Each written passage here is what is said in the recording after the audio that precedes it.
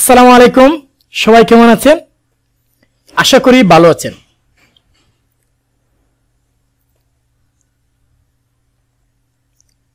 আমি পূর্বের ভিডিওতে কয়েকটি সেকশন কাস্টমাইজেশন করে আপনাদেরকে দেখিয়েছি।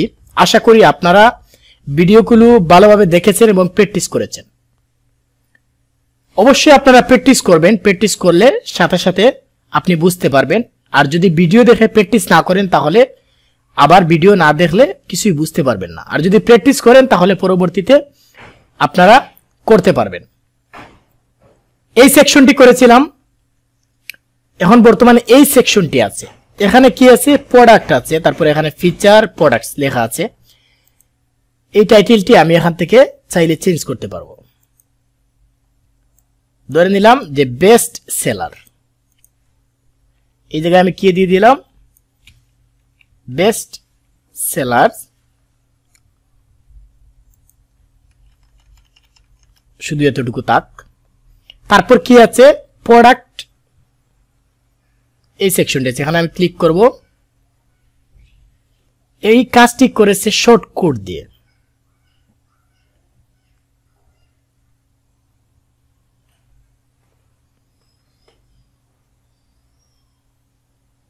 ফিচার প্রোডাক্ট এখান থেকে WooCommerce থেকে শর্টকাট নিয়ে তারপর করেছে। শর্টকাট নিয়ে কিভাবে আপনারা কাজ করবেন আমি পরে দেখিয়ে দেব। আপাতত আমরা মনে করলাম যে আমরা কি করলাম, এতটুকু আমরা জানলাম যে টেক্সটগুলো কিভাবে চেঞ্জ করতে হয়। তারপর প্রোডাক্টগুলো যখন আমরা ডিলিট করে আমরা নিজেরা যখন আপলোড করব তখন প্রোডাক্টগুলো অটোমেটিকলি এখানে আপলোড হয়ে যাবে বা এখানে শো করবে।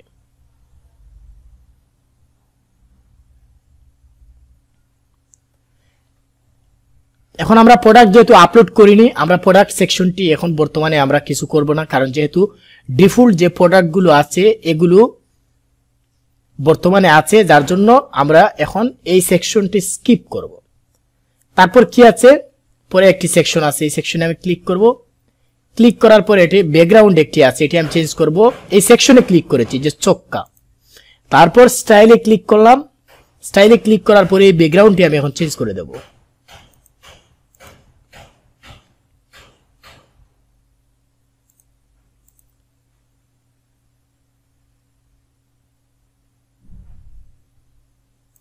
ইনসার্ট মিডিয়াতে ক্লিক করলাম। ক্লিক করার পর দেখেন ব্যাকগ্রাউন্ডটি চেঞ্জ হয়ে গেছে। তারপর এখান থেকে আমরা টেক্সটগুলো চেঞ্জ করতে পারবো। প্রতিটি টেক্সটে ক্লিক করে করে তারপর বাটন কিভাবে চেঞ্জ করবেন এগুলো আপনারা জানেন। তারপর পরের একটি সেকশন আছে, পরের সেকশনটি আরেকটি সহজ সেকশন। এখানে প্রথমে ক্লিক করবেন।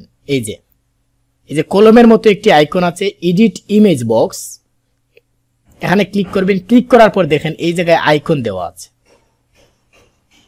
এখন আপনার যখন আইকনগুলো অবশ্যই ইমেজ আকারে থাকতে হবে, এখানে ইমেজ হিসেবে আপলোড দিবেন। এখানে ক্লিক করবেন। ক্লিক করার পর আপনার যে ইমেজ আছে আইকনগুলো, যদি আমি এই আইকনটি আচ্ছা দিয়ে দিই আপাতত, তাহলে দেখেন চেঞ্জ হয়ে গেছে। তারপর আবার এই জায়গায় ক্লিক করলাম। ক্লিক করার পর আর কি আইকন আছে? আচ্ছা, আইকনের পরিবর্তে ধরে নিলাম এই ছবিটি ধরে নিলাম, তাহলে দেখেন ছবিটি পেয়ে গেছে। তারপর এই জায়গায় যদি আমি ক্লিক করি, ক্লিক করার পর এই ছবিটি যদি দিয়ে দিই আইকন হিসাবে, তাহলে দেখেন চলে আসছে।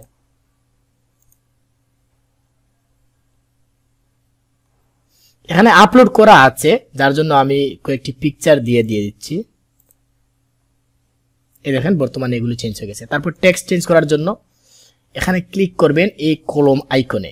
ক্লিক করার পর দেখেন এই জায়গায় টাইটেল এন্ড ডেসক্রিপশন, তাহলে এই জায়গায় আমি যদি টেক্সটটি চেঞ্জ করি তাহলে কিন্তু চেঞ্জ হয়ে যাবে।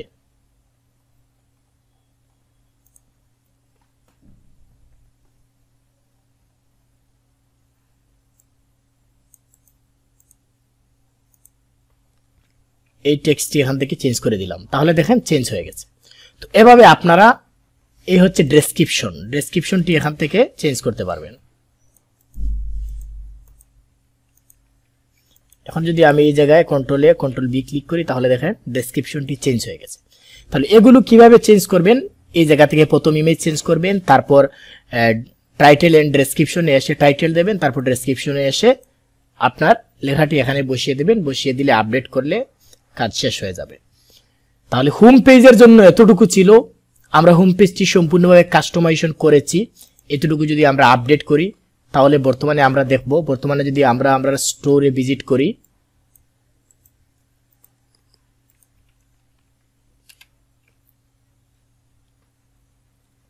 এই দেখেন প্রথমে কি ছিল, অন্য একটি ইমেজ ছিল, এখন কিন্তু আমাদের ইমেজটি চেঞ্জ হয়ে গেছে, সবকিছু চেঞ্জ হয়ে গেছে, তারপরে ইমেজগুলো চেঞ্জ হয়ে গেছে, এখানে প্রোডাক্টগুলো আছে কারণ আমরা প্রোডাক্ট আপলোড করিনি, ইমেজটি চেঞ্জ হয়ে গেছে, সবকিছু চেঞ্জ হয়ে গেছে, কিন্তু আমরা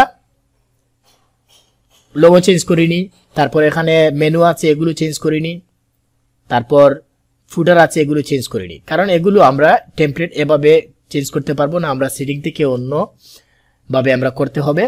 হেডারে গিয়ে হেডার চেঞ্জ করতে হবে, ফুটারে গিয়ে ফুটার চেঞ্জ করতে হবে। পরবর্তী ভিডিওতে ধীরে ধীরে আমি পার্ট বাই পার্ট সবকিছু আলোচনা করব, কারণ আমি এখানে এভরিথিং সবকিছু আলোচনা করার ট্রাই করব যাতে আপনারা সবকিছু বুঝতে পারেন, অন্তত আপনারা যখন কোনো ক্লায়েন্টের কাজ নেবেন তখন যেন কাজটি সম্পূর্ণভাবে করতে পারেন।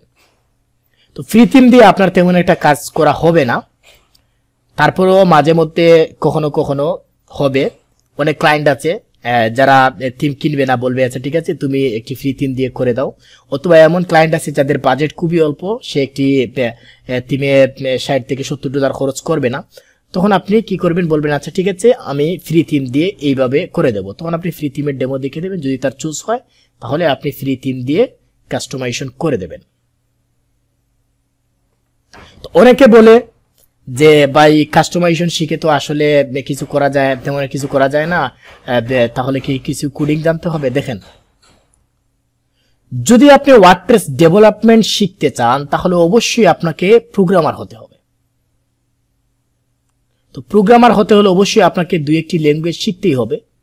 ওয়ার্ডপ্রেসে ডেভেলপমেন্ট যদি করতে চান তাহলে অবশ্যই আপনাকে পিএইচপি ল্যাঙ্গুয়েজটা ভালোভাবে শিখতে হবে, তারপর ডেভেলপমেন্ট শিখতে হবে।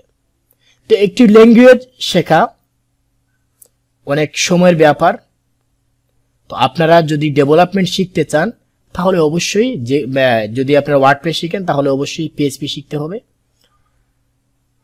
আর এইচটিএমএল সম্পর্কে যদি হালকা ধারণা থাকে তাহলে কিছু আপনারা কিছু চেঞ্জ করতে পারবেন হালকা, এতটুকু আমি মনে করি। যদি আপনারা কাস্টমাইজেশন শিখেন তাহলে হালকা এইচটিএমএল জানা থাকলে হবে, যদি জানা নাও থাকে কোনো সমস্যা নয়, আপনি কিন্তু কাজ করতে পারবেন, কারণ পেজ বিল্ডার দিয়ে আপনি অনেক কিছু করতে পারবেন।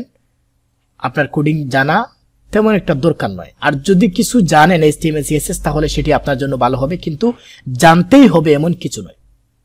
অনেক আছে যারা কোডিং কিচ্ছু জানে না কিন্তু অনেক ভালো ইনকাম করতেছে, আবার অনেক আছে অনেক কিছু জানে কিন্তু মার্কেট প্লেসে কিছু করতে পারতেছে না। আশা করি ভিডিওটি আপনাদের ভালো লেগেছে, তারপরে কমেন্টে আমাকে জানাবেন ভিডিওটি আপনাদের কেমন লেগেছে, কারণ আপনারা যখন কমেন্ট করেন তখন আমার ভালো লাগে, ভিডিও তৈরি করতে তখন আরো উৎসাহ পাই। আশা করি কমেন্ট করবেন, লাইক করবেন, শেয়ার করবেন। তাহলে ভিডিওটি আজ এ পর্যন্তই, ভালো থাকবেন, ধন্যবাদ।